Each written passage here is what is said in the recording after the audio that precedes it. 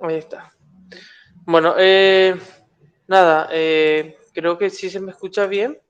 Vamos a presentar entonces el ejercicio primero que vamos a estar desarrollando. El primer ejercicio que vamos a estar desarrollando hoy es, de vuelta seguiremos con la temática del libro, ¿verdad? Y sería este ejercicio que está acá, el 29.45, que estaría en el capítulo 29 del libro Circe Masking, ¿verdad? Y sería el ejercicio número 45, lo que está más hacia abajo más o menos. El gráfico de este ejercicio es el que se nota aquí en pantalla a continuación. ¿Ven? Antes de leer el ejercicio voy a explicar qué es lo que tenemos acá. Tenemos un circuito, ¿ok?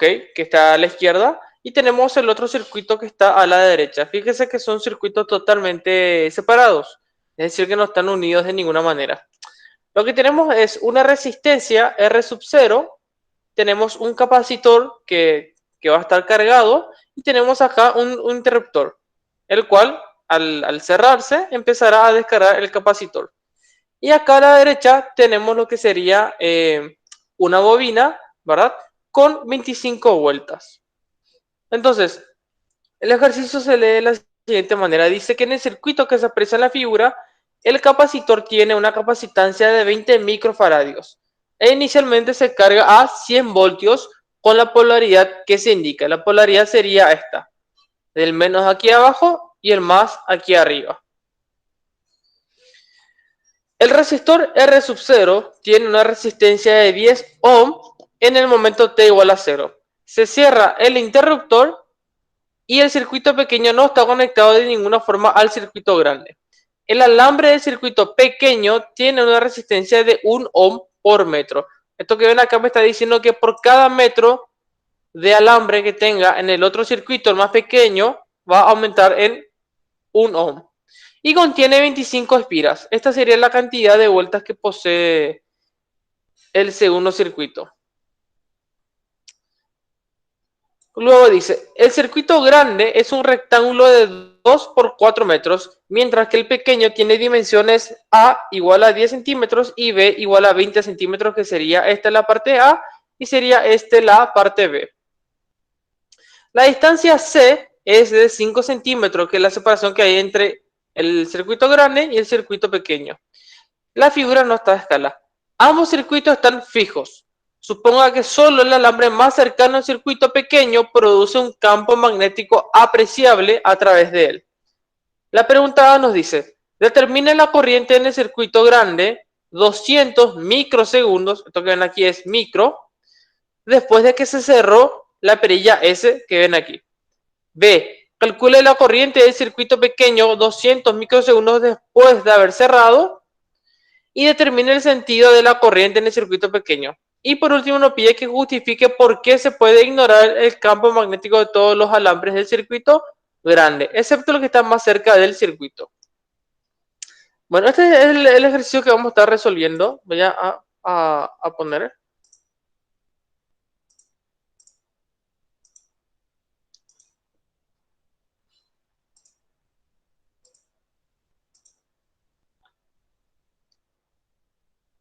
Ahí está presentando.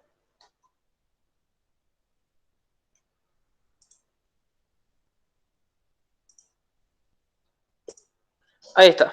Bueno, el dibujo que ven a continuación es el dibujo, ¿verdad? Ya realizado en la pizarra, en donde tenemos el circuito que está a la izquierda y tenemos el circuito que está a la derecha. Estas pequeñas rayas que ven aquí, que yo le estoy realizando al circuito, es simplemente para identificar que es una espira, ¿ok? No es que tiene grosor. Bueno, y aquí pueden ver el circuito, como está dibujado, la distancia C y los valores A y B. Y aquí vemos todos los datos, la capacitancia, que está en el primer lugar, el voltaje que tiene el capacitor, la resistencia R sub 0, que es lo que está aquí a la izquierda, y la resistencia sub P sería la resistencia del pequeño, del circuito pequeño, y tenemos N, que es igual a 25 vueltas.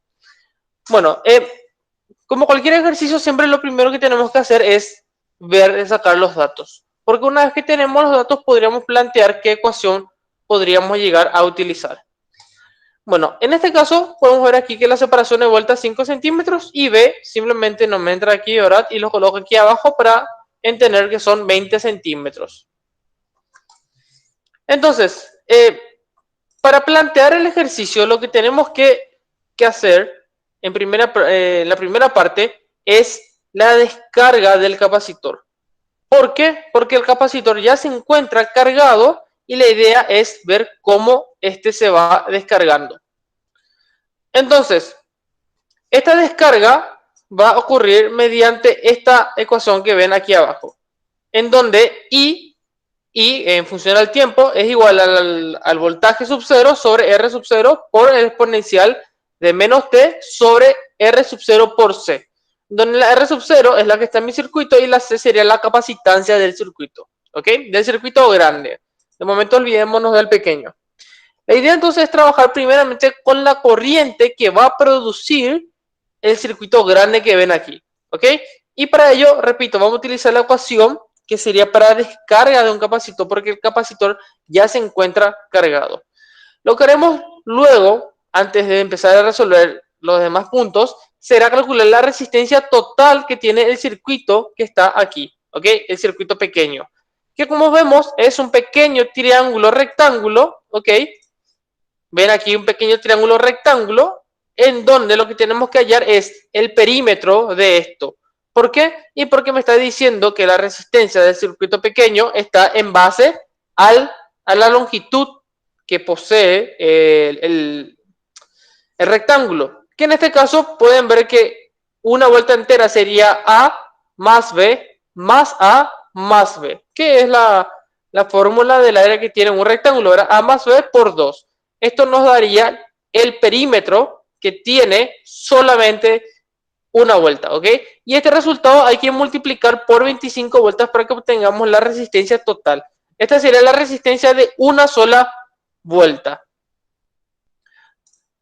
Entonces, también lo importante es que a la hora de utilizar esta ecuación que ven aquí del capacitor, hay que hallar la constante tau, que sería R por C, ¿ok? Para facilitar el trabajo y no estar escribiendo cada rato R por C, en donde pueden ver ahí el valor que posee, que sería 10, la resistencia, por 20 por ella la menos C, que sería la capacitancia. El valor tau es lo que está aquí como constante. R por C sería una constante de carga. Entonces, el tiempo que me dice es de 200 microsegundos, que se escribe de esta manera, así hacemos la conversión al sistema internacional, podemos ver que tiene esta forma. Ok. Entonces, lo que haremos es utilizar esta fórmula para hallar la corriente en este tiempo t, que sería de 200 microsegundos. Para ello reemplazamos los valores. Aquí pueden ver el menos 200, el menos es por la fórmula y el t es por los 200. En este caso no hace falta colocar por 10 a la menos 6 porque tanto el tiempo como el tau que ven aquí abajo, ambos tienen el mismo exponente. Quiere decir que a la hora de dividir no nos altera nada el resultado. Que obviamente, como pueden ver aquí, tenemos 200 menos, o sea, menos 200 dividido 200. Que la división nos va a dar 1. Y este 100 sobre 10 sería el voltaje y la resistencia. Resolviendo esto, nos da un valor de 10 por E a la menos 1, que si resuelven en la calculadora, van a ver que obtienen un valor de 3,7 amperes. Este sería el valor de la corriente que estaría brindando el capacitor, ¿ok? 200 microsegundos después de que se haya cerrado este switch que ven acá, ¿ok? Ese valor es la corriente que obtenemos después de haber cerrado el switch. Un segundo.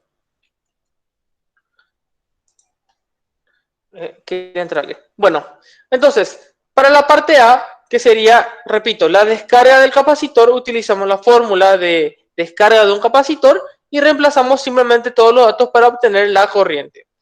Ok, entonces, a medida que esa corriente vaya descargándose aquí del capacitor, ok, va a generar un campo magnético en el circuito grande, como ven aquí a la izquierda. Esa descarga que depende del tiempo va a generar un campo que va a generar una fuerza sobre este conductor que ven a la derecha, el circuito pequeño. ¿Por qué? Y porque la corriente que se crea debido al capacitor no es una corriente constante y por ende va a generar un campo magnético. Ese campo magnético aquí a la izquierda va a alterar al circuito pequeño que está a la derecha, ¿ok? Fíjense que este dibujo no está a escala porque esto tiene 4 metros de alto y esto apenas tiene 20 centímetros de alto, ¿ok? Está muy agrandado nada más el sistema para que se pueda comprender. Entonces, esta descarga del capacitor va a generar un flujo sobre este conductor, repito, y eso va a generar una corriente inducida, ¿ok? Y eso es lo que tenemos que hallar. Entonces, para hallar ese campo, la fórmula que tenemos que utilizar de campo, ¿verdad? Sería esta, donde B es igual a mu sub 0 por I sobre 2pi por R. Esta ecuación que ven aquí es la ecuación para el campo magnético generado por un hilo conductor, porque eso es lo que tenemos acá. Tenemos un conductor, ¿ok? Que se comporta básicamente como un hilo. De momento, solamente esta línea, este cable conductor es lo que vamos a considerar nosotros para poder trabajar. ¿Por qué? Bueno, esta que está aquí y esta que está aquí y esto también vamos a explicar al final de por qué no se utiliza, ¿ok? Pero de momento solamente vamos a utilizar esta primera línea para asumir que se genera un campo magnético. Entonces, la fórmula para hallar el flujo que vamos a estar generando de este lado tiene esta forma. Esta es la ecuación para flujo magnético, ¿ok? Esta es la ecuación que nos va a dar la intensidad del campo y esto nos va a dar el flujo. ¿Por qué nos interesa el flujo? Porque es la variación del flujo lo que genera la FEM inducida, ¿ok? Es el cambio de la posición del flujo con respecto al tiempo lo que genera la corriente o es lo que va a generar la corriente en este punto. Y para ello lo que tenemos que hallar es la variación, esta D que ven aquí significa simplemente variación del flujo del campo por la variación del área.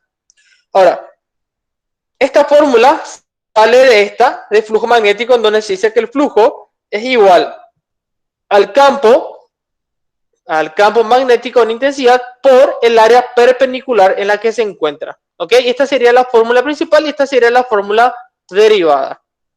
Entonces, trabajamos con estas dos ecuaciones justamente por ello. Ok. Algo que quiero dejar bien en claro sería lo siguiente. Que la primera ecuación de B que ven aquí a la izquierda, que sería el campo magnético generado por una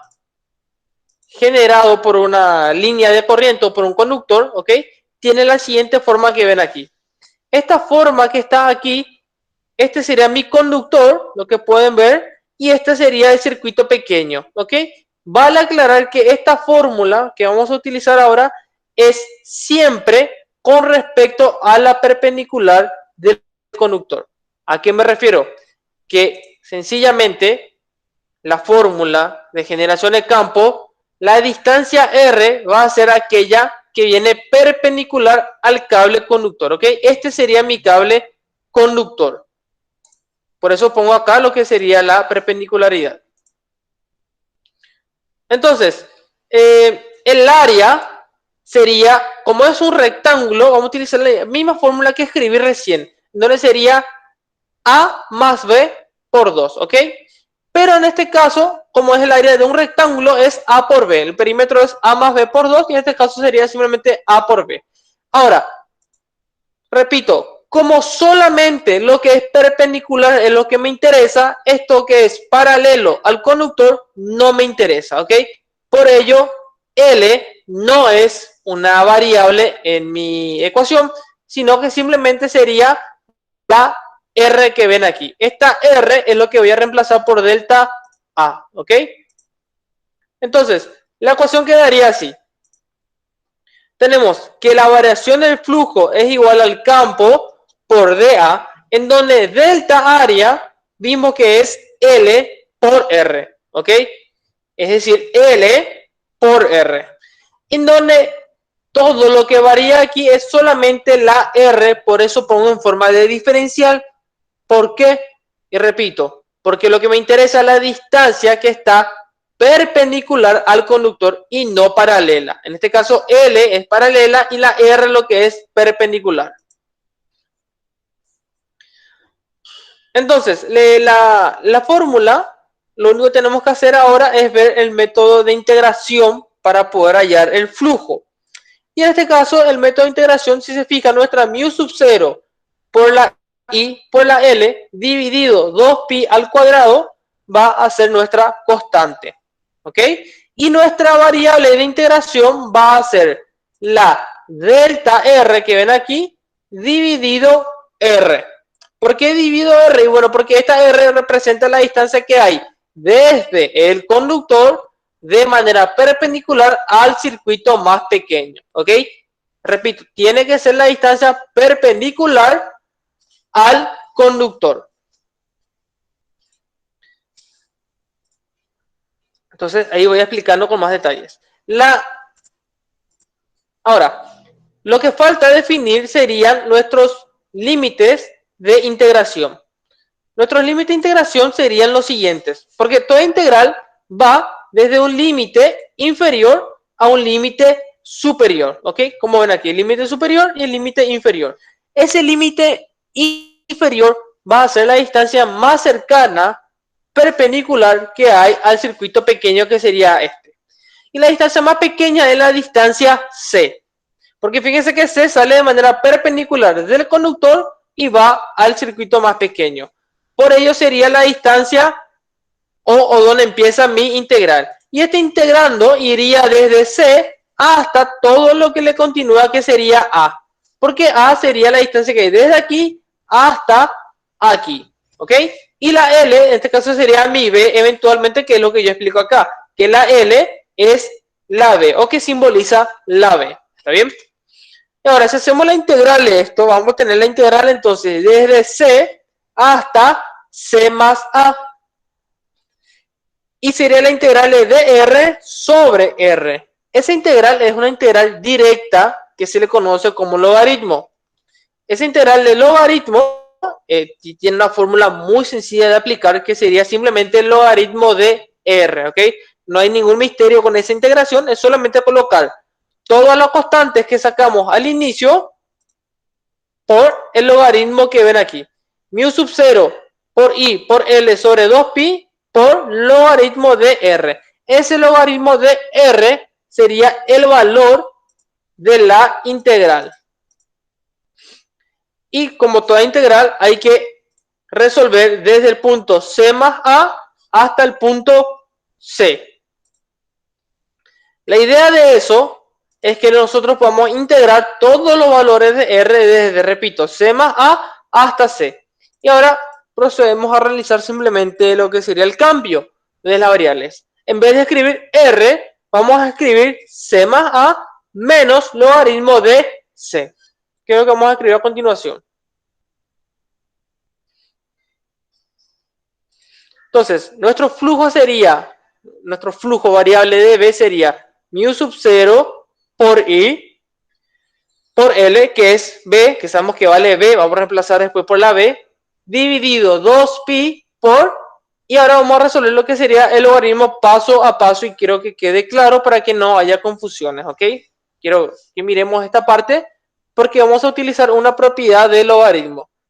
Ahí lo que hacemos es simplemente reemplazar los valores del logaritmo de R por los valores de la constante, que sería, repito, C y el otro C más A, ¿ok? Si nosotros hacemos o tenemos, mejor dicho, un logaritmo restado otro logaritmo y ambos tienen la misma base, podemos usar la siguiente propiedad, que me dice que el logaritmo de B menos el logaritmo de A es igual al logaritmo de B dividido A, ¿ok? Y esa es la propiedad que vamos a utilizar para la ecuación que está arriba. Lo que haremos es simplemente escribir el flujo magnético igual a mu sub 0 por I por L dividido 2pi, y ese logaritmo de C más A menos logaritmo de C lo vamos a reescribir con la propiedad que acabamos de establecer.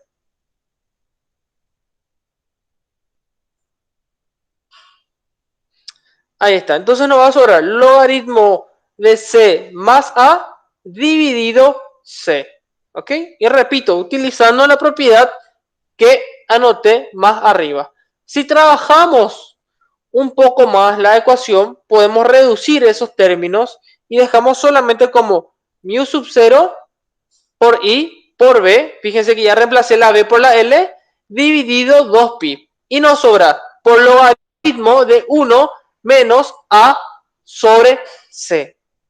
¿Ok? ¿Por qué nos queda así? Y bueno, porque simplemente distribuimos lo que sería esta C, descompusimos en dos fracciones y se pudo eliminar lo que sería la C con la C y la A quedó sobre la C. Por eso obtenemos este resultado. Aquí simplemente me faltó colocarle el 2pi, por lo que yo me olvidé de colocar el 2pi que tiene que estar aquí. Me comí ese pequeño número. Bueno, todo ese trabajo es para hallar el flujo que produce el circuito A. ¿Ok? Hasta ahora lo único que hicimos fue hallar el flujo que produce el circuito A. ¿Está bien? En todo el circuito B. Y para hallar ahora la corriente inducida que está ocurriendo en el otro circuito más pequeño, ¿ok? Primero tenemos que hallar cuál es esa inducción, ¿ok? Y eso es lo que voy a escribir ahora. Vamos a escribir de vuelta la misma fórmula que acabamos de encontrar, pero lo vamos a derivar con respecto al tiempo, como ven ahí, ¿ok?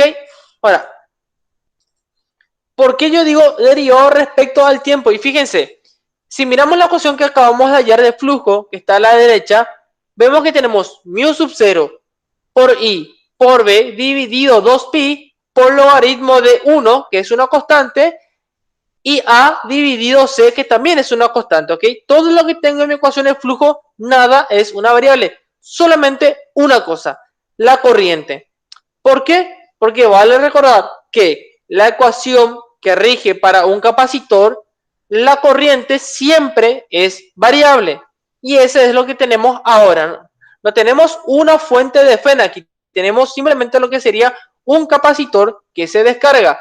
Y a medida que el capacitor se va descargando, él va perdiendo energía potencial y también va a cambiar la corriente. ¿Está bien? Entonces, cuando yo quiero hallar el flujo que ocurre, yo tengo que dividir esto respecto al tiempo y qué es lo que va a variar, y va a variar la corriente. Por eso coloco, fíjense que aquí ya no está mal la I, que aquí está, sino que ya lo derive. Y la derivada queda simplemente I, o sea, DI sobre DT.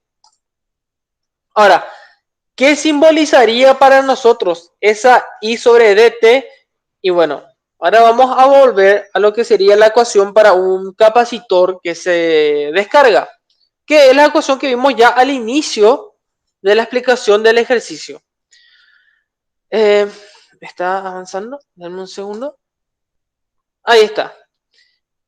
Si se fijan, al minuto 17:10. Si se fijan en la primera ecuación que yo escribí, aquí pueden ver, esta primera ecuación, donde está el mouse, fíjense que la letra I está en paréntesis con el tiempo. Eso quiere decir que la corriente I depende del tiempo.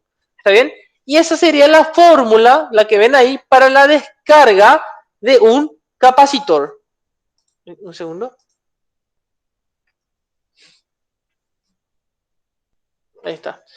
Bueno, disculpe. Como decía, esta ecuación que ven acá es la ecuación para la descarga de un capacitor, no para la carga, porque son ecuaciones distintas, muy parecidas, pero son distintas. Esta sería la ecuación para la descarga y fíjense que tenemos el voltaje sub 0, que es una constante, el R sub 0, que es una constante, y la única variable es el tiempo que se encuentra aquí en el exponente. ¿Está bien? Y lo que se hace es derivar toda esta ecuación con respecto al tiempo. Y eso es el resultado que obtenemos aquí adelante. Sería... esta parte ya decimos... Ahí está. Bueno, entonces, lo que estoy haciendo ahora es derivar esa ecuación de la descarga que acabo de mostrar para poder reemplazar en la ecuación el flujo con respecto al tiempo. ¿Está bien? Entonces, todo esto que ven acá se queda constante y solamente la y estaría cambiando. Y pueden ver el resultado de la derivada. ¿Está bien? En este caso sería la derivada de una exponencial. ¿Y cómo se hace la derivada de una exponencial? Bueno, se baja todo lo que está en el exponente, que sería menos t dividido r sub c, y se deriva eso con respecto al tiempo. En fin, este sería el resultado de derivar la fórmula anterior que mostré. ¿Ok? Bueno, y una vez que tenemos ya derivada la fórmula, es cuestión de reemplazar simplemente todos los datos. ¿Está bien? Porque tenemos el voltaje sub cero, tenemos la R sub cero, tenemos la capacitancia, por más que no aparezca en la pizarra, es un valor que noté al inicio, y tenemos el tiempo. ¿Está bien? El tiempo, recuerden que es 200 microsegundos. Bueno, y ahora se procede simplemente ya a reemplazar todos los valores, como ven ahí. 100 dividido entre 10 sería el voltaje con la resistencia. 1 sobre 200 por 10 a la menos 6 sería la constante tau, ¿está bien? Que sería R por C. Y por exponente a la menos 1 sería el resultado que nos salió ya hace rato de el tiempo dividido la constante tau. Bueno, entonces el valor que obtenemos finalmente en pantalla, vamos a escribir el resultado de la derivada de y con respecto al tiempo y reemplazando todos los datos, nos da un valor de 3,7 dividido 200 por 10 a la menos 6. Y eso es lo que llevamos de vuelta en la ecuación anterior que hallamos para hallar la derivada del flujo con respecto al tiempo. ¿Ok? Para hallar ya un valor numérico. ¿Entiendes? Lo que hacemos con esto es hallar un valor numérico para la derivada del flujo con respecto al tiempo, porque eso nos va a dar la FEM o el campo que se produce en esta espira más pequeña que ven aquí. ¿Está bien? Entonces, si reemplazamos todos los valores, ahí explico justamente lo que le comenté, que la FEM inducida es igual a la oposición de la variación del flujo magnético con respecto al tiempo. ¿Está bien? Entonces, la ecuación que recién hallamos, lo reemplazamos arriba con todos los valores reemplazados y podemos hallar ya la FEM. ¿Qué FEM? Y la que produce, repito, el circuito grande que se encuentra a la izquierda en el circuito pequeño que está a la derecha. ¿Ok? Y reemplazamos todos los valores. Mu sub 0 es 4pi por 10 a la menos 7. B, si lo pasamos a metros, es 0,2 por logaritmo de 3. Logaritmo de 3, recuerden que es 1, o sea, el 3 de donde sale es 1 más A sobre C. A es la distancia de separación y B sería la longitud de este lado. Y este menos 3,7 dividido 200 por 10 a la menos 6 es simplemente este valor. El negativo sale de la fórmula derivada de aquí, que al derivar esto baja el signo y por eso el negativo viene aquí. ¿Está bien? Y una vez que reemplazamos todos los valores, falta dividir entre 2pi. Una vez que reemplazamos, todos los valores, ya nos sale la FEM producida, que si quieren comprobar ustedes, si tienen calculadora, van a ver que obtenemos ese valor. No sé si alguien tiene para probar y lo deja en el chat. Simplemente lo prueba y fíjense que yo ya noto el resultado en microvoltios. ¿Ok? Lo cual sería en el sistema internacional, sería como escribir 0,81 por 10 a la menos 3 voltios. ¿Está bien? Entonces, esa E que ven ahí es la FEM que produce, repito, el circuito grande en el circuito pequeño. ¿Por qué produce? Y repito, porque la corriente que va a dar este capacitor al descargarse no va a ser constante y esa corriente va a generar un campo y el campo que genera la corriente del capacitor va a generar aquí una corriente inducida. Y si genera una corriente inducida, genera una FEM inducida también. Bueno, esta sería para la parte Del ejercicio, que me pide calcular la FEM. El ejercicio es un poquito largo, no lo voy a negar, pero ya es un ejercicio que tiene de todo.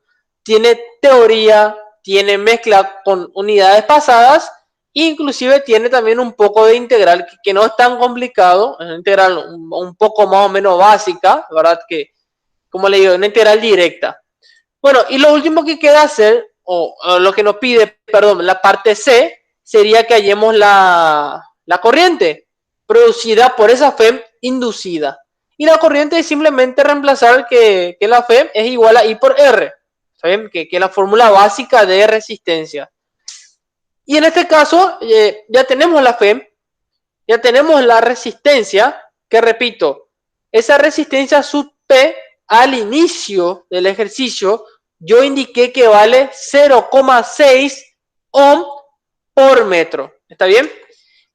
Y si eso vale por una vuelta entera, 0,6, ¿está bien? Yo tengo 25 vueltas porque el ejercicio dice que tiene 25 espiras, es decir, 25 vueltas. Yo para hallar la resistencia total del circuito pequeño, lo que tengo que hacer es 0,6, que sería mi perímetro, y multiplicarlo por 25. ¿Por qué? Porque un perímetro es una vuelta. Y si yo tengo 25 espiras, quiere decir que tengo 25 vueltas. ¿Ok?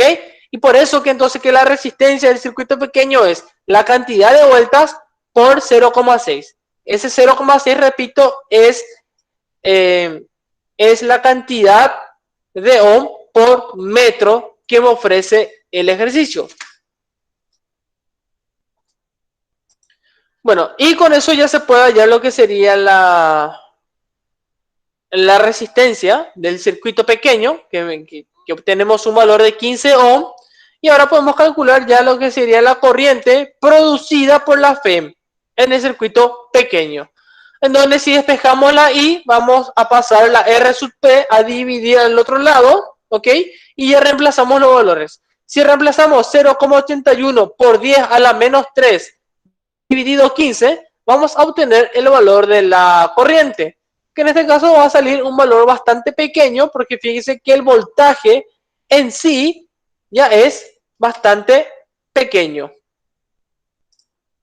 Un segundo, voy a cambiar de video porque ese video va hasta ahí.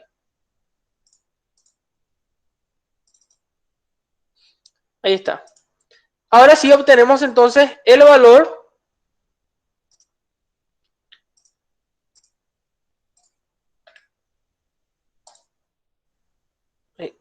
Lo siento, ahí está. Fíjense.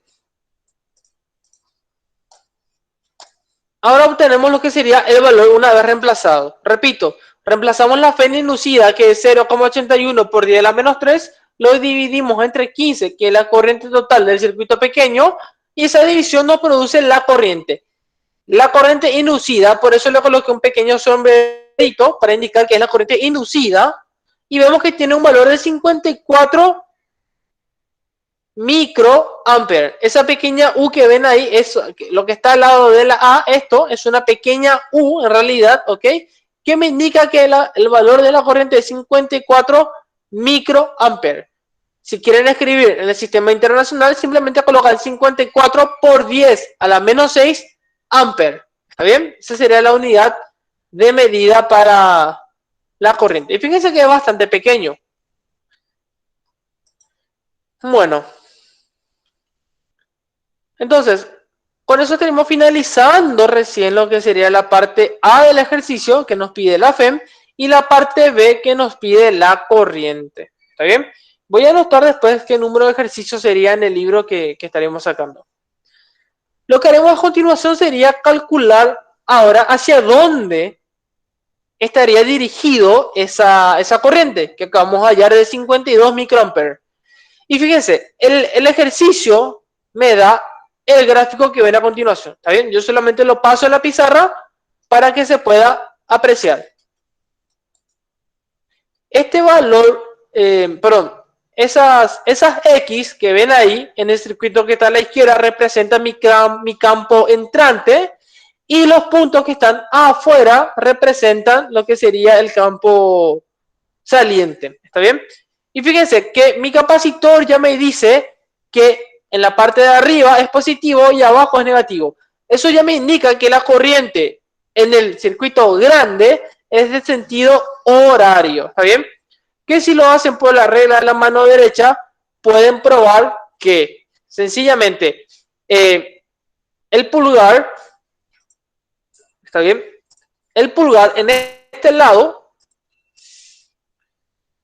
se coloca lo que sería el pulgar como la corriente, se colocan aquí hacia arriba, de esta manera, así, van a poder ver que la corriente empuja hacia arriba y el campo sería entrante. Y si da la vuelta sería el campo saliente del otro lado, es decir, de este lado sería saliente y de este lado sería entrante. Y repito, lo que se hace es colocar el pulgar sobre este conductor y los dedos, los otros 4 dedos, deberían de chocar con estas X que ven aquí. ¿Está bien? Entonces, ese sería el campo que genera el capacitor en el circuito. ¿Está bien? En este caso es muy sencillo porque ya me da lo que sería la dirección o el sentido. Y fíjense, estas X representan que lo que genera este circuito grande, adentro del circuito, adentro del rectángulo, todas las líneas son entrantes.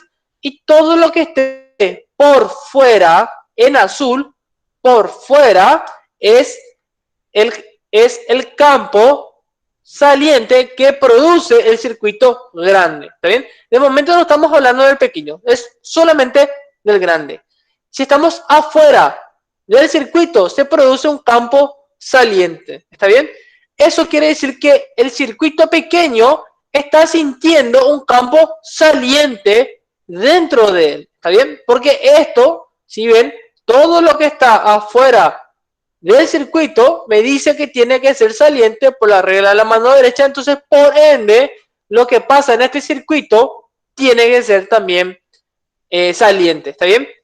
Pero eso es lo que produce el circuito grande. Ahora la pregunta es, ¿hacia dónde van a apuntar o va a apuntar, mejor dicho, la corriente que se produce en el más pequeño? ¿Está bien?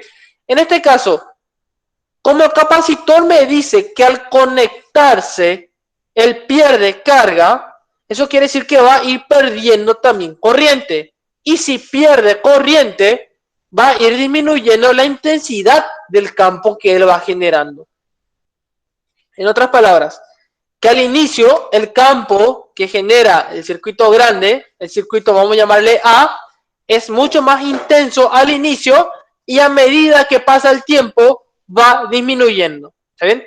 Si mi campo en el circuito A va disminuyendo, quiere decir que en el circuito B o en el circuito más pequeño tiene que pasar lo opuesto, porque eso es lo que me dice la ley de Faraday, ¿está bien?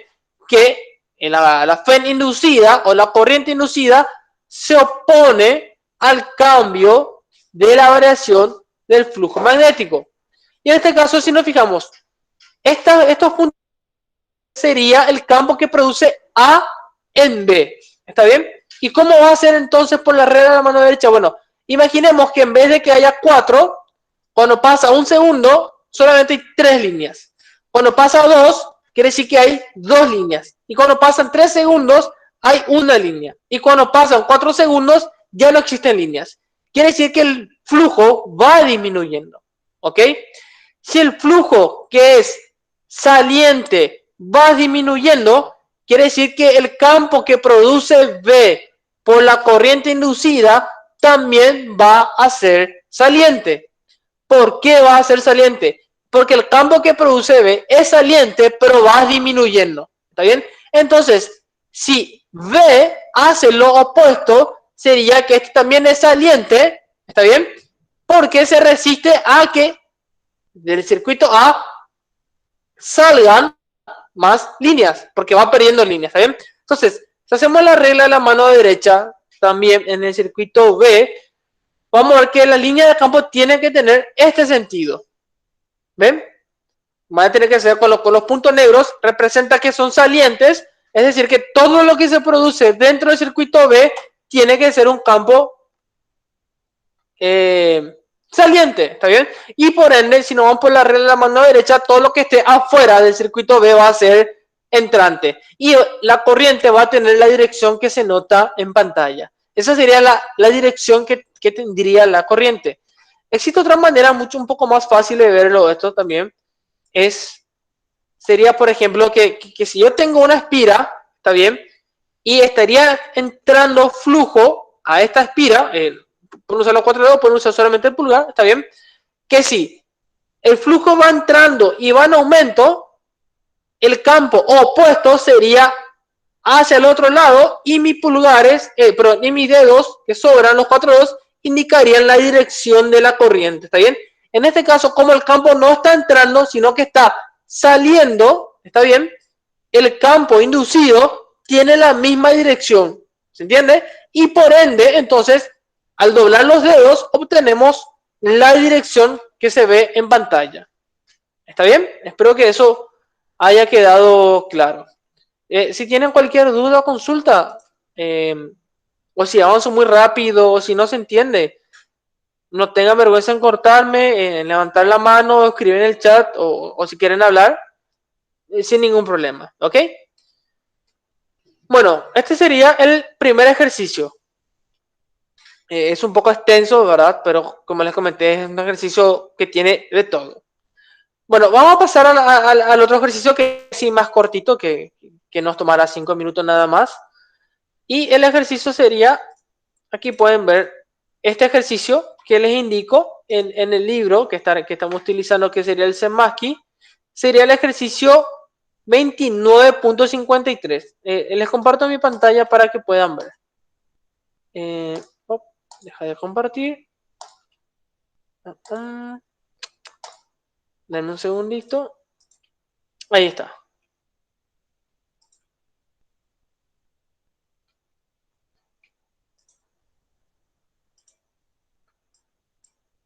Aquí. Sería este ejercicio que ven a continuación. En donde me dice que una espira circular flexible quiere decir que se puede deformar, de 6.5 centímetros de diámetro, porque vemos que es un pequeño círculo, ¿ok? Está en un campo magnético de magnitud 0,95 Tesla, dirigido hacia el plano. Quiere decir que entrante, como ven las X ahí. Como se ilustra en la figura 29.46. Y acá dice que se estira, mejor dicho, de la espira en los puntos indicados por las flechas. Aquí vemos un lado y aquí vemos el otro. ¿Qué es lo que pasa? Que se agarra de esos puntos del círculo y se lo estira hacia ambos lados. Se tira de la espira en los puntos indicados por las flechas para formar una espira de área igual a 0 en 0.25 segundos. Es decir, de estar circular a estar totalmente plano, pasaron 0.25 segundos. La pregunta A dice, calcule la FEL inducida que se produce en el circuito, la FEL inducida media, y la B nos pregunta cuál es el sentido de la corriente, si sería horario o si sería antihorario. Y aquí pueden ver el dibujo, ¿ok? Bueno, déjenme, quiero que vean bien el dibujo. Tiene una pequeña resistencia aquí a la derecha y sería el punto A y el punto B. ¿Está bien? Solamente la parte circular está dentro del campo. Aquí afuera, la A y la B ya no existe campo. ¿Está bien? Bueno, voy a dejar de compartir y voy a mostrar de vuelta el video.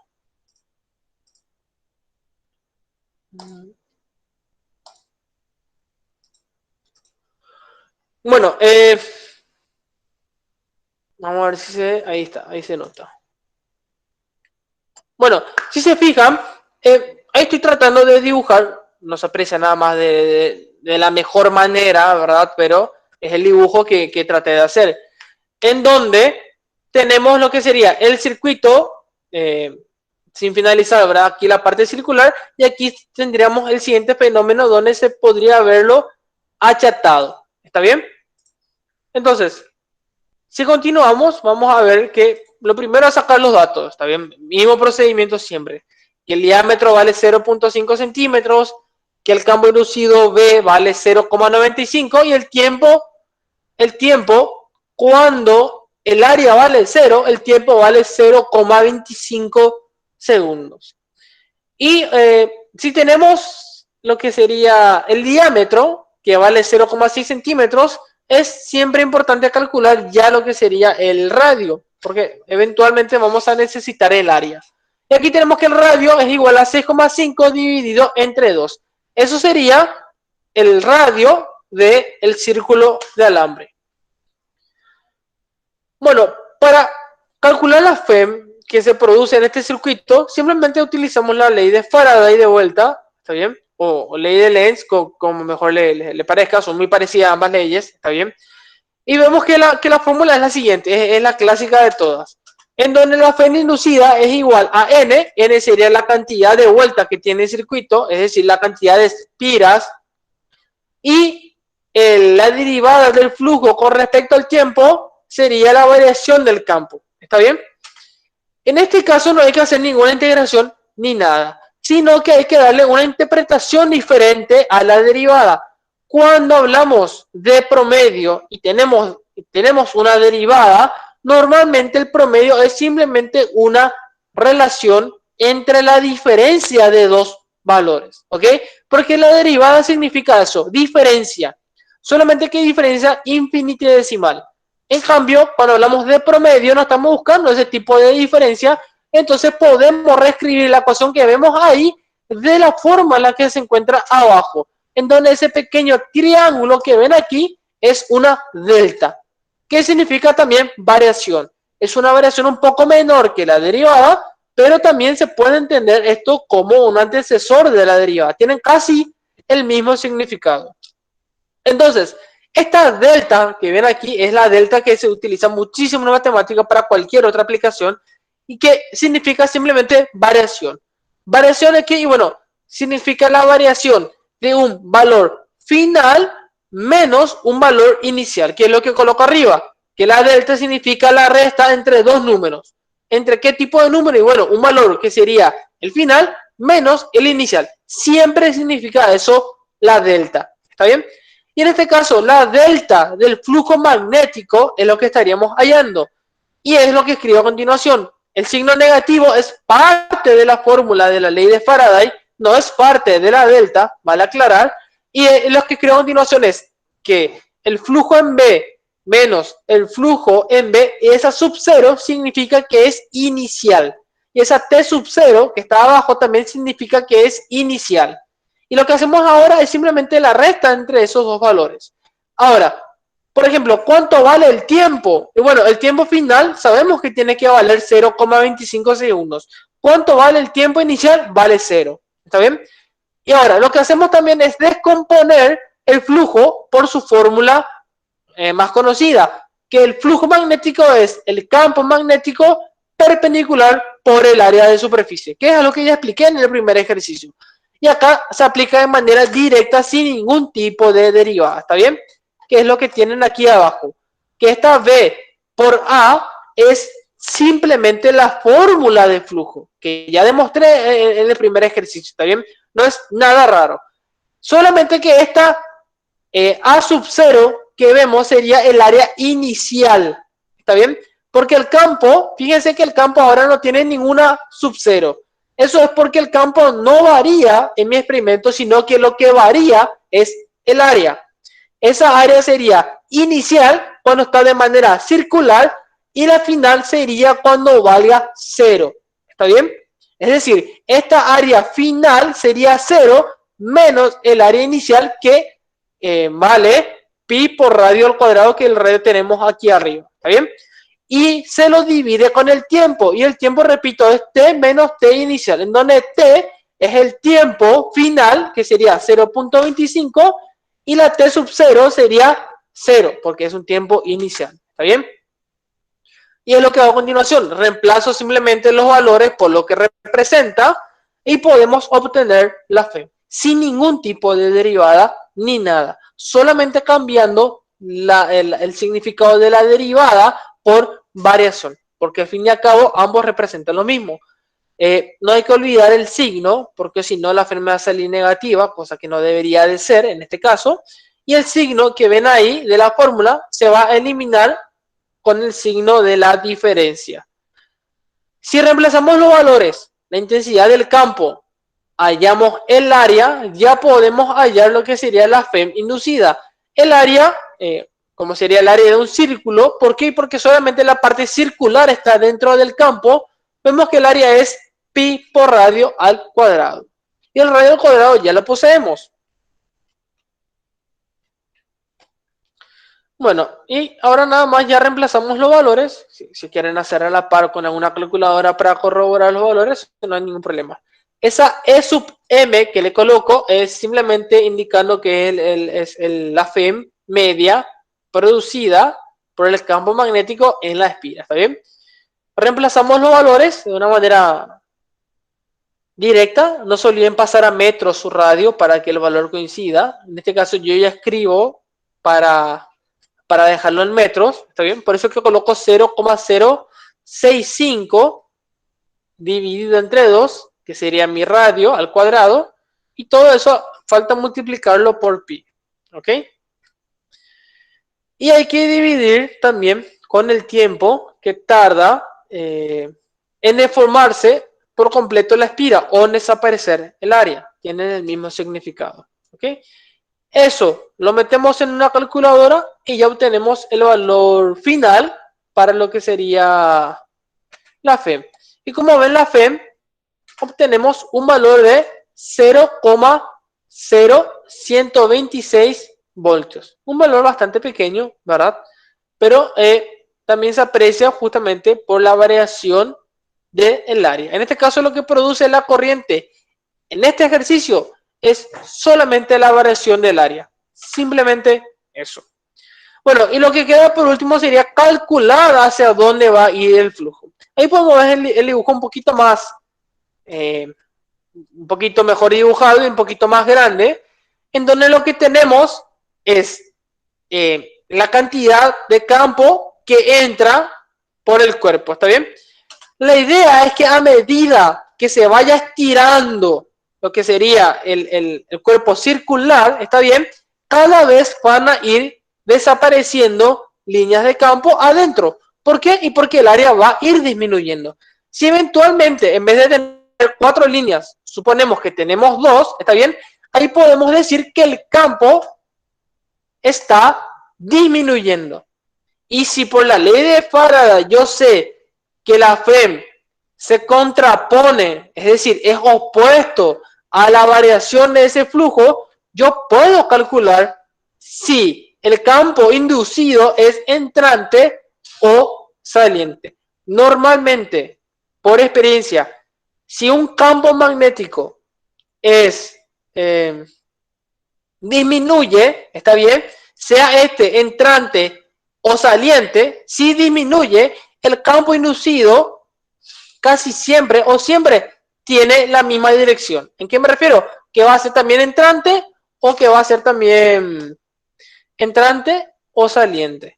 Y aquí podemos hacer simplemente por la regla de la mano derecha, que como está disminuyendo el flujo, podemos decir, ahí lo escribo con un color negrito, lo que sería el valor producido, ¿verdad? O la dirección del campo inducido por la FEM. ¿Está bien? Estoy explicando con la regla de la mano derecha, que cómo va a sentir, cómo va hacia el lado derecho, porque disminuye el campo. Acuérdense que de pasar a tener, voy a explicar de vuelta aquí, fíjense que lo que tiene que hacer casi siempre es aquí, que teníamos 4x que simbolizan el flujo, estos van a ir disminuyendo, ¿está bien? Y yo con eso ya puedo calcular la dirección de la corriente, ¿está bien? De vuelta, y todo es en base a la regla de la mano derecha, que explico como el flujo tiene que ser saliente, con eso ya nos indica la dirección de la corriente, ¿está bien? Ahí lo coloco con los puntos pequeños, con los puntos negros, lo que sería el campo producido por ello.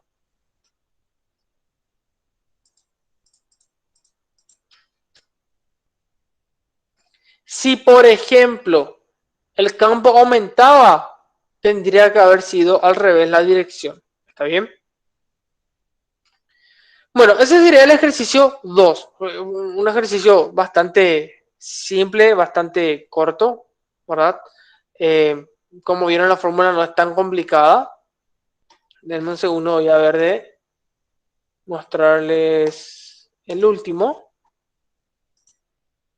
Vamos a realizar solamente 3 ejercicios, pero lo que quiero que vean es que son ejercicios sumamente completos. Eh, no sé si hasta acá, antes de continuar, tienen alguna duda o consulta antes de proceder.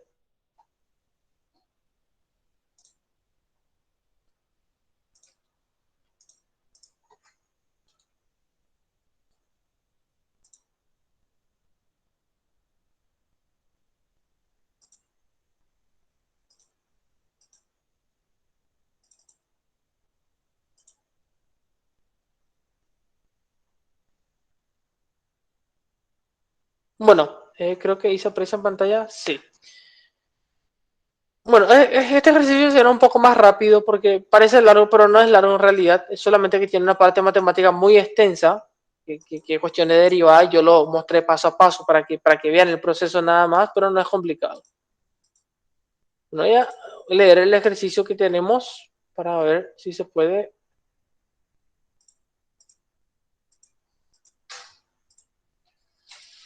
Déjenme un segundito.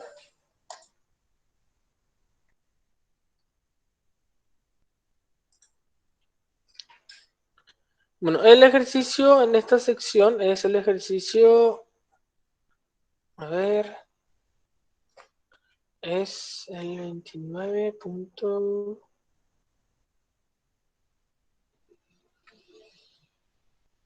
Aquí está. Es el 29.56. ¿Ok? Creo que ahí se puede apreciar. Dice, rapidez terminal. Una barra de longitud L igual a 0,8 metros tiene libertad para deslizarse sin fricción sobre rieles, como se muestra en la figura 29.48. Hay un campo magnético de 1.5 Tesla. Muestro el dibujo. El dibujo sería este que ven aquí. ¿Está bien? Todo este ejercicio.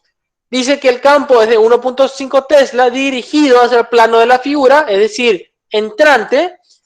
Dice que tenemos una fuente de FEM que vale 12 voltios, que está con un interruptor aquí, y que la barra tiene una masa de 0.9 kilogramos y una resistencia de 5 ohms. Puede ignorarse toda la demás resistencia en el circuito, es lo que no aclara.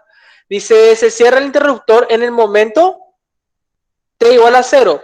Elabora una gráfica de la rapidez de la barra, cómo funciona el tiempo, cuál es la aceleración de la barra inmediatamente después de haber cerrado el interruptor y cuál es la aceleración de la barra cuando su rapidez es 2 metros sobre segundos.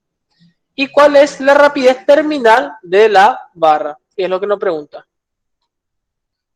Bueno, en este caso, déjenme dejar de presentar.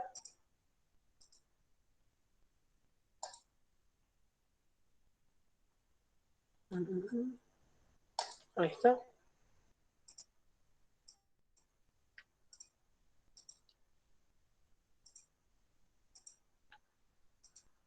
Bueno, nada, lo primero es decir que la fuerza magnética va a tener esta dirección que ven hacia la derecha, ¿está bien?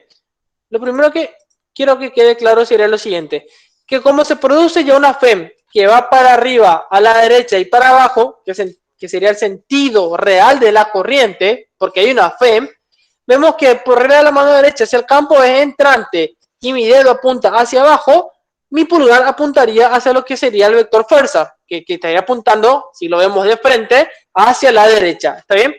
Ahora, debido a que se mueve hacia la derecha, esto va a producir una corriente, un campo, perdón, dentro de este circuito saliente producido por la FEM inducida. Y fíjense que esta corriente que viene hacia abajo es totalmente opuesta a la inducida.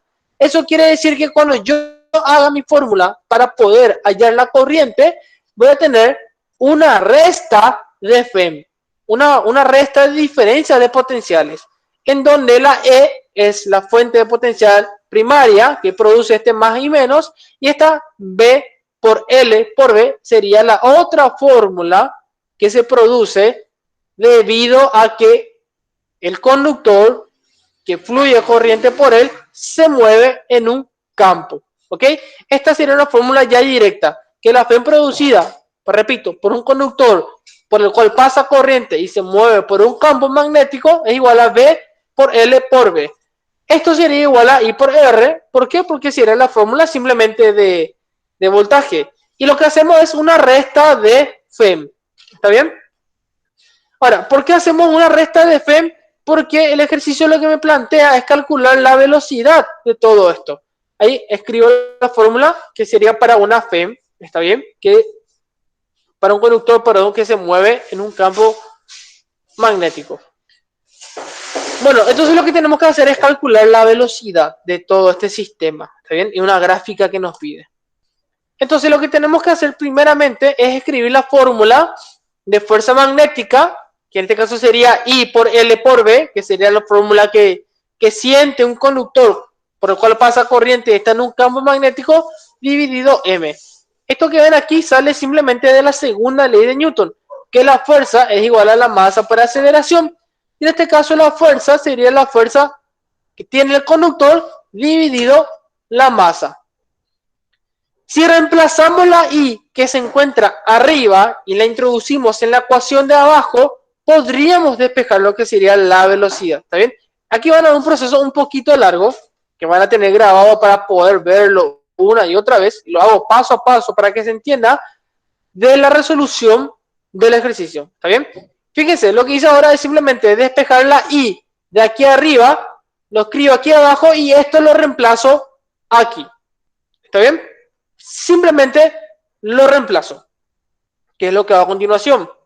Voy a adelantar un poco. Ahí está. Fíjense, tenemos lo que sería que la aceleración es igual a todo lo que reemplacé. Esto salió, repito, de acá, reemplacé solamente la I por L por B que ya estaba. El seno del ángulo es seno de 90, por lo cual es 1, y entonces no estaríamos utilizando, porque seno de 90 es 1 y no suma ni resta nada. Y nada, repito, lo único que hice fue despejar de acá la I e introducir en la fórmula que ven aquí arriba. Y obtenemos esto. Para hallar la velocidad, lo que tenemos que hacer es recordar de mecánica lo que se daba, que la aceleración es igual a la derivada de la velocidad con respecto al tiempo. ¿Está bien? Y eso es lo que vamos a hacer, que la aceleración es igual a la derivada con respecto al tiempo, y esa dv derivada de velocidad es lo que nos va a servir para hallar la velocidad. Y nada, lo que hacemos ahora es reemplazar toda la fórmula, donde la aceleración que está aquí a la izquierda, yo reemplazo por la derivada de la velocidad respecto al tiempo, y lo que está a la derecha dejo tal cual como está. ¿Ok?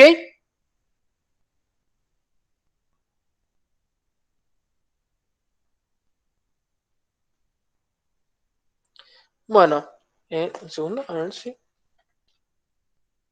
Ok.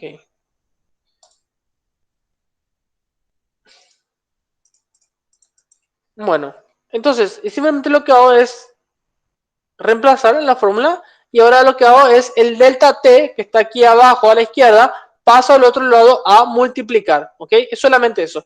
Y lo que hago a continuación es poner todo lo que tiene velocidad hacia la izquierda. ¿Y qué es todo lo que tiene velocidad? Y bueno, es todo lo que está dentro de ese paréntesis que ven ahí. Todo ese paréntesis que está en la parte superior de la división va a pasar arriba, como está arriba multiplicando, va a pasar al otro lado dividiendo. Y es lo que hago. Paso todo este término con paréntesis a la izquierda. Repito, ¿por qué? Porque aquí tenemos delta V y aquí tenemos la velocidad. Entonces, todas las variables de velocidad tenemos que pasarlo a la izquierda. Y ahí podemos proceder ya a lo que sería la integración, en donde lo que tenemos o lo que nos sobra del lado derecho es L, que sería la longitud de la barra, por B dividido M por R por DT, que sería esto que queda aquí. Y ahora lo que procedo a hacer es la integración de ambos miembros, pero por separado. ¿Por qué por separado? Bueno, porque no me entraba todo de una en la pizarra. Así que primeramente voy a resolver el lado derecho de la integral y luego el lado izquierdo. Los límites superiores e inferiores de la integral van a ser de 0 hasta un valor final directamente. No hay ningún cálculo interesante ahí. ¿Por qué? Porque todo empieza en un inicio donde todo vale 0 hasta que se conecta el interruptor y empieza a moverse. Saco fuera de la integral lo que sería constante, que sería la L por la B dividido M por R, y queda solamente la integral del diferencial de T, que es una integral directa, que sería la integral de T. ¿Está bien? Esa sería la solución del lado derecho. No hay nada más que resolver. Queda resuelto ahí. Lo que sí hay que hacer ahora es resolver el lado izquierdo. Aquí escribo ya un poco más acomodado lo que obtuvimos. Esto sería lo que obtuvimos y el lado izquierdo es lo que nos falta por resolver. Ese lado izquierdo de resolver también lo hice paso a paso porque es un poquito más complicado, ¿ok? Capaz, para los que no tengan experiencia, hay que hacer una integral por sustitución. En donde esta integral por sustitución lo que se hace es sustituir todo el denominador de la división de la izquierda por una variable u. ¿Está bien? ¿Por qué hacemos eso? Porque integrar esto que está aquí de una manera directa es muy complicada o casi imposible. Entonces lo que hacemos es hacer una integral por sustitución en donde a u le llamamos todo lo que está en el denominador y a db le llamamos a la derivada de u. Y aquí despejo simplemente lo que sería db para poder reemplazar aquí. Ahí está. Entonces, lo que hago a continuación es reemplazar mis variables de la integral por las variables que puse arriba, que encontré arriba, ¿está bien? Entonces sería, en vez de escribir la integral de db, ahora si se fijan, db vale menos du sobre b por l. Y todo lo que está acá abajo, en el paréntesis, vale u. Entonces aquí abajo coloco u. De vuelta, puedo sacar todo lo que sería constante, el menos el b por el l, que serían mis constantes, salen de la integral, y eso me estaría quedando simplemente la integral de du sobre u, que eso sí es una integral directa, que sería la integral de logaritmo.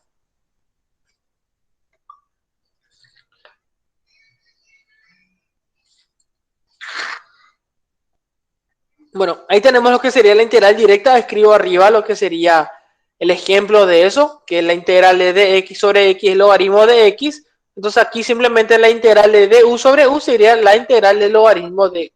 Y ahora al final lo que puedo hacer es que u, yo dije que valía todo esto, entonces ahora puedo reemplazar u por lo que vale. Y obtenemos ya entonces el resultado de la integral. Ahí escribo nada más lo que valía antes, que era la integral de 0 a b de db dividido e menos b por l por b. Y eso es igual a lo que me salió ahí arriba a la derecha.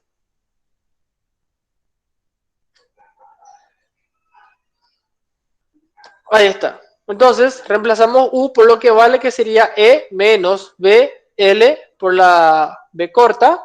Este sería el resultado de esta integral.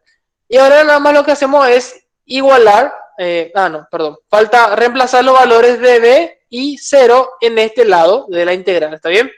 Para hacer eso, recuerden que primero se reemplaza el valor b dentro de esto que ven aquí y luego se reemplaza el valor de 0 también dentro de estos valores y se hace la resta. Voy a mostrar el procedimiento paso a paso para que quede claro. Ahí reemplazamos el primer valor, ¿ok? Y luego le restamos el segundo límite inferior de la integral, que sería b por l por 0. ¿Por qué 0? Porque la velocidad, esa b corta o v, como le quieran llamar, esa es mi variable. Entonces, b por l por 0 me da 0 y me queda simplemente entonces el logaritmo de e a la derecha, ¿está bien? Y a la izquierda me queda todo el logaritmo casi intacto. Bueno, voy a mostrar el procedimiento completo. Ahí está. Entonces, esto es lo que obtenemos. Fíjense. Ahí. Si reemplazamos a esto,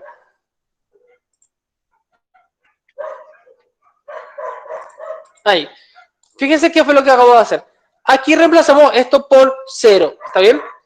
Y entonces tenemos logaritmo menos todo esto que va a ser solamente el logaritmo de e porque esto se elimina. Si tenemos una resta de logaritmos, hacemos lo mismo que hicimos en el primer ejercicio. que consiste en que si tenemos dos logaritmos y se están restando, esto se puede reescribir como un solo logaritmo y dividir, ¿ok? Que es lo que se nota ahí. Así es como llegué de la parte superior a la parte de abajo. Entonces, ese sería el lado izquierdo de la ecuación inicial de la que estábamos trabajando, ¿está bien? Vamos a avanzar un poco para describir bien la ecuación. Acá simplemente estoy acomodando la ecuación, estoy dejando un poco más lindo nada más. Y aquí escribo ya el resultado final de la solución. Entonces esto es el lado izquierdo que ya hallamos. Y esto sería el lado derecho que fue lo primerito que hallamos. ¿Está bien? Este sería el resultado de nuestra integral. ¿Okay? Del lado izquierdo y del lado derecho. Y ahora lo único que queda hacer es despejar esta velocidad que está aquí para poder resolver el ejercicio. Lo primero que hago es simplemente esta BL con el negativo que está aquí abajo pasa a multiplicar, por eso tenemos aquí al cuadrado y la B al cuadrado. Este negativo pasa a la derecha, por eso se queda aquí. Y de este lado me queda solamente el logaritmo. Para empezar a eliminar el logaritmo tengo que aplicar la función exponencial, en donde ese logaritmo desaparece y pasa hacia la derecha como exponencial de todo lo que está a la derecha, ¿ok? Todo lo que estoy escribiendo ahora, el menos L cuadrado, B cuadrado por T dividido M por R, sería el exponente de mi exponencial, ¿ok? Ahora, como yo tengo que despejar la D corta, la velocidad, paso todo el exponente que está a la derecha a la izquierda para facilitar simplemente el despeje. Entonces me va a sobrar 1 menos el exponencial a todo su exponente, ¿ok? Igualado esto al campo por la longitud, por la velocidad, dividido E. Vamos a anotar un poco más. De esta manera, ¿ok? Ahí. Fíjense cómo tenemos 1 menos E, esto que está E que está acá arriba, pasó simplemente al otro lado a restar, y este menos BLB sobre E, que estaba restando, pasa al otro lado a sumar. Por eso obtenemos ese resultado. Entonces, lo siento. Todo lo que está en el paréntesis, ¿está bien? Lo vuelvo a escribir arriba y lo que hago ahora es simplemente despejar la B por la L que está multiplicando a este lado derecho a la B, va a pasar al otro lado a dividir todo lo que está en mi paréntesis y esta E que sería la FEM pasa arriba a multiplicar y obtenemos ese resultado. Fíjense, ahí está. Una vez que pase todo a la izquierda, está bien, fíjese, de acá, de esta ecuación, lo que hice fue despejar B y obtenemos arriba el resultado de B. Repito, solamente pasó la E a multiplicar arriba y la B y la L que estaban multiplicando pasaron a dividir, pues obtenemos esta expresión. Para poder analizar su gráfico, tenemos que comparar esta ecuación con algo que ya conozcamos. Y esto que ven aquí se parece muchísimo a lo que sería la carga de un capacitor, carga o descarga, ¿está bien? En donde tenemos unas constantes afuera o enfrente del exponencial y tenemos un exponencial negativo. Eso quiere decir que la gráfica de esto va a ser simplemente una curva exponencial que va creciendo hacia arriba. Para eso hacemos todo este trabajo para demostrar que la velocidad es un exponente, o sea, una exponencial, lo que sería su curva.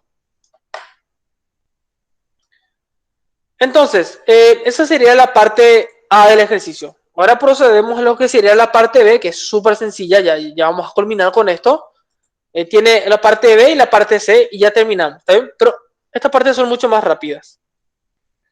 Entonces lo que tenemos es, lo que nos pregunta es, ¿cuánto vale la corriente apenas se inicia el circuito? Es decir, cuando T vale 0, recién se conecta el circuito y por ende la velocidad también vale 0. Entonces de la fórmula que yo hallé al comienzo de la explicación, esta que ven aquí es la que utilicé, si la velocidad vale 0, todo esto se elimina y me queda solamente que la corriente es igual a la E dividido la R. Si reemplazamos todos los valores, obtenemos ese valor de corriente, 2,4 amperes. Repito, esta es la parte B del ejercicio.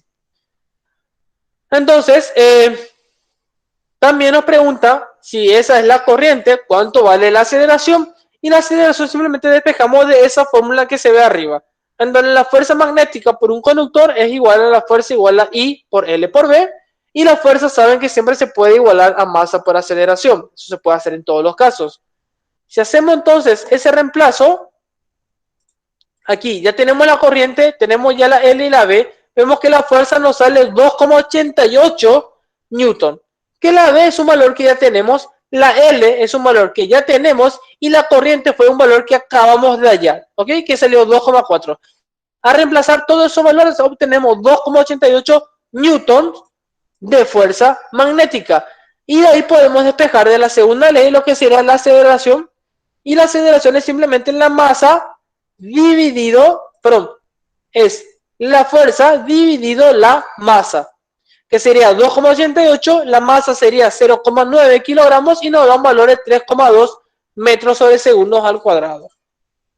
Bueno, esa sería la aceleración, cuando la velocidad vale 0. ¿Está bien? Y ahora, como última consulta, nos pregunta ¿cuánto vale la aceleración si la velocidad vale 2 metros sobre segundos? ¿Ok? Ahora no es que la velocidad vale 0, sino que vale 2 metros sobre segundos. Y es el mismo procedimiento, con la misma fórmula que acabo de mostrar. Reemplazamos en la fórmula de fuerza de I por L por B dividido de la masa, la I. Utilizamos la misma fórmula que utilizamos para encontrar la parte A del ejercicio, que ven ahí, es la fórmula que estoy escribiendo. Lo dividimos entre la masa por R. Si reemplazamos todos los valores que ya tenemos, que ya se dijeron, ¿está bien? Vamos a obtener el valor de la aceleración. ¿Ok? Entonces, la FEM vale 12, el campo vale 1,8, la velocidad sabemos que vale 2 porque nos facilita, y reemplazando todos esos valores obtenemos un valor de la aceleración de 2,6 metros sobre segundo al cuadrado. Es aplicación directa de esta fórmula con todos los valores que tenemos. ¿Está bien? Esta sería la aceleración del sistema. Y por último, nos pregunta ¿cuándo ahora la aceleración vale 0? ¿Cuánto es la velocidad? Este es mucho más simple, se resuelve en 30 segundos. Porque sabemos ya que la fórmula de aceleración es la siguiente, que ya utilizamos 3 veces hasta ahora, en la parte B, en la parte C y ahora en la parte D.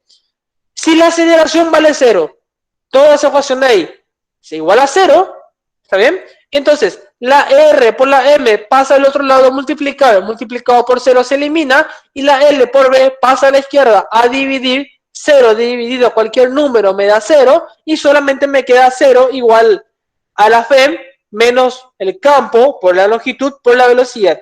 De ahí puedo pasar la E al otro lado y despejo simplemente ya la velocidad. ¿Está bien? Reemplazo todos los valores. La FEM vale 12, el campo vale 1,5 y la más... Ahí está, ahí estoy reemplazando todos los valores.